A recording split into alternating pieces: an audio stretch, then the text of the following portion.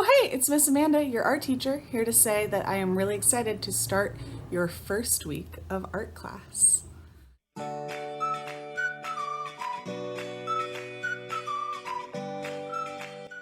So for today, our very first art video lesson of the year, I'd like to talk to you about sketchbooks. I love sketchbooks. Sketchbooks are so fun and they are so important for every artist to have. Now, last week you went to school and you picked up a bag of art supplies. If you watched my unboxing video from last week, then you got to see Miss Amanda unpack those supplies and kind of teach you how to use them and take care of them. You might have noticed that we didn't have drawing paper or sketchbooks. In order to use all of those materials in your wonderful supply bag, you need something to draw on. Now, I couldn't get paper for all of you, so I thought what we would do is we would talk about making sketchbooks today. Now, sketchbooks are really important for artists. Pretty much every artist you can think of probably keeps a sketchbook. I try to always keep a sketchbook, and sometimes I use my sketchbook to sort of try out different ideas, plan things out, practice something before I make a more final version of it. I oftentimes will use my sketchbook to take notes on something that I am learning about. I will often be using my sketchbook to try out new techniques like this lettering and to practice new skills. Sometimes I'll try out new mediums and supplies that I just bought. And sometimes I even make final paintings and drawings right inside my sketchbook. They are really helpful for artists to put down their ideas, plan things out, play around with new materials, even gather research or journal in. There are lots of really fun and creative ways to make a sketchbook, and I want to show you a few options today. After you're done making your sketchbook, your first project for the year is going to be filling the first page with a drawing. Now, I'm going to show you a lot of different materials that you could use for your sketchbook today. You can make a really awesome, unique, creative sketchbook by just using simple things that you find around the house. You can use things like cardboard, scrap paper, and even old magazines or newspaper ads. If you don't have any of those materials at home, please let Miss Amanda know. Have your parents email me, or you can email me from your student email, and I can deliver you some beautiful drawing paper so that you can make a wonderful sketchbook, all right? Because I want everyone to have something to draw on this year. All right, so let's take a look at our different sketchbook options.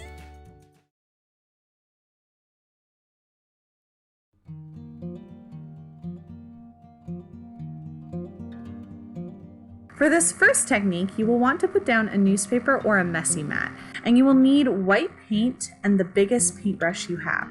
I am using a magazine also because it's usable paper that I have laying around in my recycling bin. I'm actually going to be covering the pages of the magazine with white paint to create new blank pages for my sketchbook.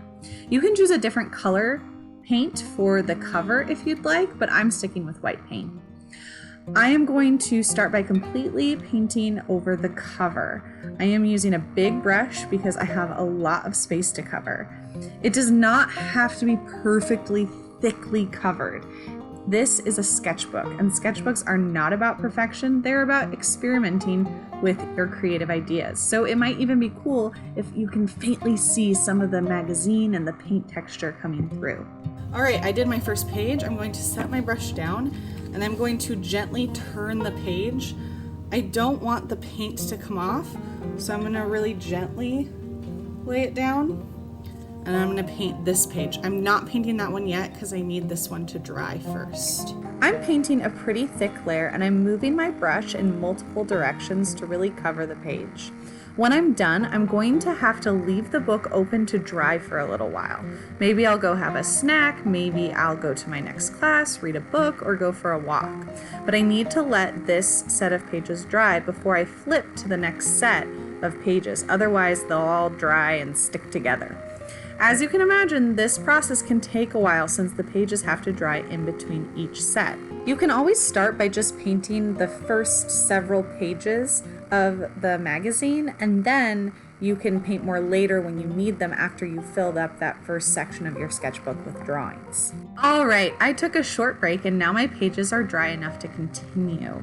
I actually decided not to paint over the first page that I had left blank because I think it's really pretty, the picture, and I'd like to keep that image there as an inspiration page when I'm drawing.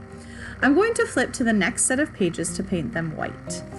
But I see a couple pictures on that next page that I think are kind of beautiful. So I'm going to paint around those pictures and words that I like so that they can stay on the page as inspiration. I really like this technique for making sketchbooks because it solves a problem that I have a lot with my fancy store-bought sketchbooks. That problem is that sometimes when I look at that perfect, clean, crisp page in my sketchbook, I feel really intimidated by that blank page, especially in a brand new sketchbook. I'm like, oh, what do I draw? I don't want to mess it up. It has to be perfect and pretty for my pretty sketchbook. That crisp blank page is just so much pressure sometimes. I know that's the wrong attitude and it seems kind of silly, but maybe you've experienced that pressure too. For me, painting over these pages, it's like my sketchbook isn't perfect. It has all sorts of words and pictures poking through, and it lets me feel really free to sort of experiment.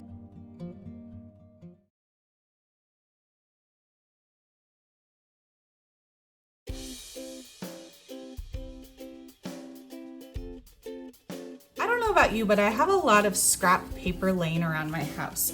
So this is really long. It's kind of funky.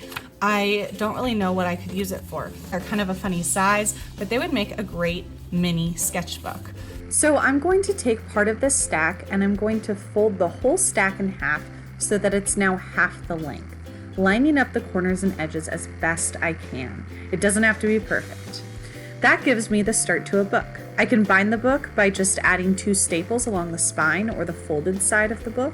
The part of the book that is closed, that does not open, where all the folds are, that is called the spine, and we have to bind pages together along the spine. Instead of using staples, I could have some fun with some creative binding. Creative binding will let me add even more pages that my staples wouldn't be able to handle. So you'll see I'm doubling up my sets of folded paper and lining them up so they open the same way. Next, I will use a hole punch to add 2 holes along the folded edge of my papers. If you don't have a hole punch, you can use a ballpoint pen or a sharp pencil to carefully twist a hole through the papers. Just be really careful if you're doing that not to poke your fingers, and you should probably get an adult's help for that step. The hole punch can't go through all the papers at once, so I'll have to split my stacks up into a few sets to punch the holes. As I go, I'm making sure to measure each new stack against the ones that already have holes to make sure that the holes all line up when I put them together. You can use a pencil to mark the holes if you want to be precise. I'm not being precise. Now for the creative part. I can use a rubber band and an old pencil, a popsicle stick, a cool stick from outside, or something else creative to bind the holes together. First, I will pinch the rubber band and thread it through the top holes of my pages. I might have to work one section at a time. So I went from the back to the front for the top hole. I'm going to stick my pencil through this loop coming out the front, and I'm going to turn it over, and I'm going to take the other side of the rubber band and I'm going to put it through the bottom holes. Make sure you put your pencil through that top loop that you just threaded so that you don't accidentally pull your rubber band out and lose all your hard work. And again, you'll have to work one section at a time. Okay, so I pulled that through. You can see the rubber band is stretching across the back. I'm going to open it up and I'm going to put the pencil here, and voila, we have a lovely binding for our sketchbook. Now, there is a second option for binding your book creatively. Instead of a rubber band, you can use string or yarn or a fancy ribbon to bind your sketchbook together. Start with the top holes, threading the string through the holes from the back of the book through to the front of the book. Make sure your book sections are all lined up the correct direction when you thread the holes. This is coming out the front top hole. I'm going to flip it over to the back, And I'm going to go draw my string across the back and put it through the bottom holes. When you finish threading, you should have a line of string on the back of the book stretching from the top hole to the bottom hole. On the front, you should have each string end coming out of the 2 holes. Slowly pull the string so that the 2 ends are even, and then tie the 2 string ends together just like you would tie your shoe. Ta-da! There's your sketchbook. Now you can make this same kind of sketchbook with any size paper. In fact, if you have some loose papers and scraps that are a more usual size than the very long paper I started with, you can skip the folding step I did at the beginning. Instead, just line up all your loose papers, punch your holes, and thread them with your string and rubber band just like I showed you.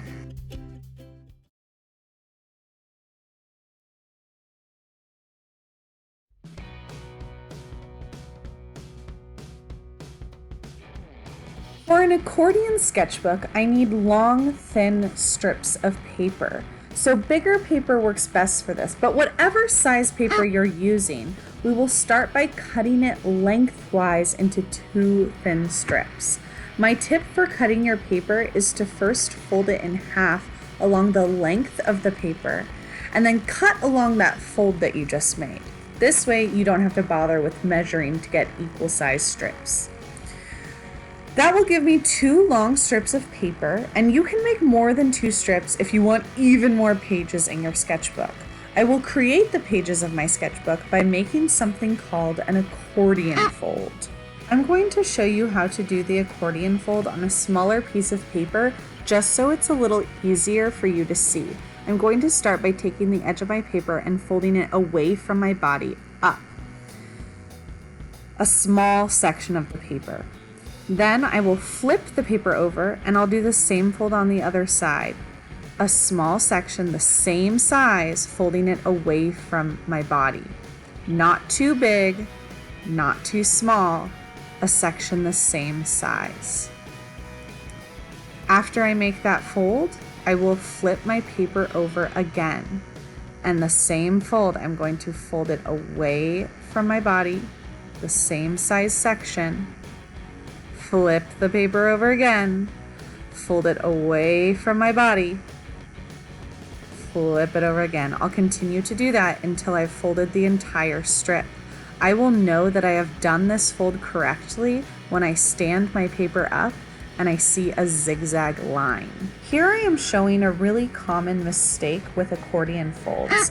I'm following directions by folding up the same size section of paper away from my body, but I've forgotten to flip the paper over in between folds. So instead, I've just rolled my paper up instead of making that nice zigzag line. We don't want a rolled up piece of paper, we want a zigzag. So I'm going to do that accordion fold that I just showed you, but on my bigger strips. Each section I fold is going to be a page in my sketchbook. So I used a little notebook to roughly measure my first section and compare the sizes just to make sure that my dimensions are good for a sketchbook page. And from there, I'm just going to start folding following the pattern we just learned. Fold it away from me, flip the page. Fold it away from me, flip the page. On and on until I'm done with that strip. If there is a little piece that's left over, that's okay. I'm just gonna fold it following the normal pattern. Now when I fold my second strip, I'm going to use the first one to sort of measure how big each section is, how big my sketchbook pages will be before I follow the same pattern to fold that second strip. Next, it is time to attach my 2 strips to make one long strip. I happen to have that tiny extra flap on one of my strips, and I'm going to attach that little flap to the first page of my second strip. So I'll just put some glue on that tiny flap and then line it up with the edge of my other paper to attach them. And just like that, I'll have one long strip of accordion folded paper. Next, I'll use cardboard to create a cover. I just happened to have 2 pieces that were the perfect size but I could always cut down bigger pieces of cardboard to fit the size of my sketchbook. I'm starting with the back cover, putting glue on the back page of my folded up sketchbook. I put the glue around the outside edges with an X in the middle. Then I'll flip that page over onto the cardboard, carefully lining them up before I rub the page to help the glue stick. I'm also adding some fancy tape that I just happen to have, just to help it really stick. Before I attach my front cover, I'm going to make sure that all of my pages are closed and folded properly in that zigzag accordion fold. Then I'll put glue on my front page and just flip it onto my front cover. And voila! I can close the book, and there I have my accordion style sketchbook. I can simply flip the pages like this to draw in it, or I can pull the book out to make bigger spaces for drawings that take up multiple pages. When these all fill up, I can flip to the back and use the back pages. I can use string to tie my sketchbook closed when I'm not using it. In fact, I even used some of that fancy tape to fasten the string to my back cover so that it's always attached. Ta-da! There you have an accordion sketchbook.